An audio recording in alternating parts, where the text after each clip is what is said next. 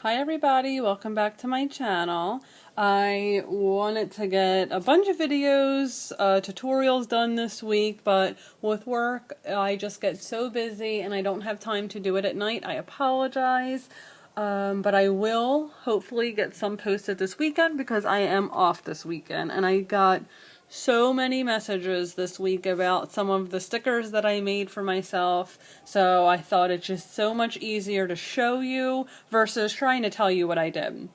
This was the most requests that I got about purchasing them, which I did tell everyone that asked me, thank you, but I actually closed my Etsy store due to just me not having the time. I have 2 jobs, and I did tell a bunch of people that I will hopefully reopen in the fall, winter, because that's when my boss takes his vacations, but I still do make my own stickers. I do purchase some from stores that I like, and sometimes it's fun to have other people's and not make your own, but most of the time I do make my own stickers, and I just make them as I need them, and if I want certain colors on things, that's what I do.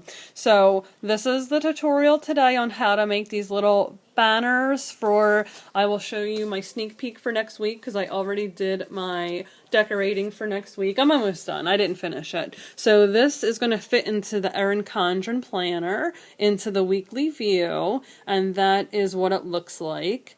It fits perfectly in the box. It's just in this design, the footballs are overlapping a little bit, but you can change that. That's just how I like it. I just thought it was cute that way.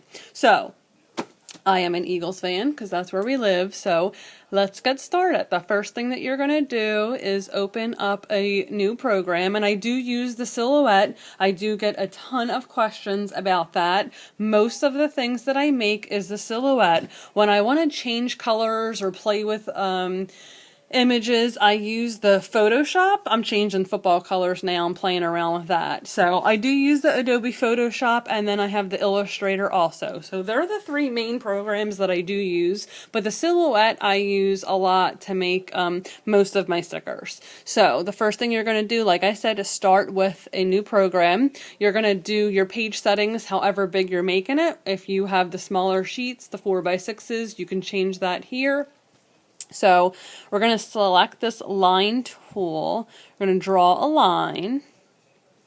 I'm going to go just straight across, and if you've watched my other videos, it doesn't matter how big you make it because you're going to scale it down later. So you're going to draw your line, then you're going to come up to the select tool and you're going to select it, and then come over here to the line style window, and I'm going to click the top one to make it a straight, like smooth, even line, and I'm just going to pump up that thickness.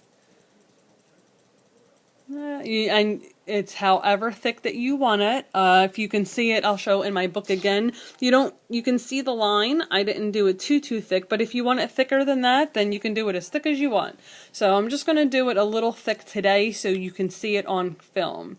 And then I'm going to change my line color to black, and this is where you're going to get into your personal teams, and if you want to do for your son's baseball or football teams, your NFLs, whatever you want to make and track your sporting events with, this is where you're going to change all your colors from. So I'm just going to start with the black line. The next thing that we're going to do, and it's basically, if you're familiar and if you make your own weekend banners, like I make my own a lot of the time, so that's my weekend banner. It's one of my designs. It's basically the same thing, but if you don't know how to do it, don't worry, I'm going to show you now. You're going to come over here to draw a rectangle. You're going to click that, and again, it does not matter how big you make it because you're going to scale everything down once it's done and as you go.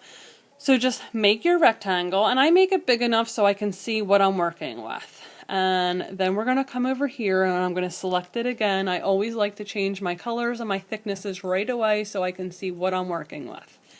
And I'm just going to pick black for everything, just for the tutorial so you can see it on film.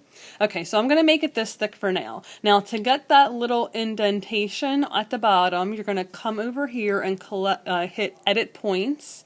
And I'm going to go right into the center and just drag it up. You can go you make the flag as big as you want, if you just want a little one, so whatever you like. So that looks good for now.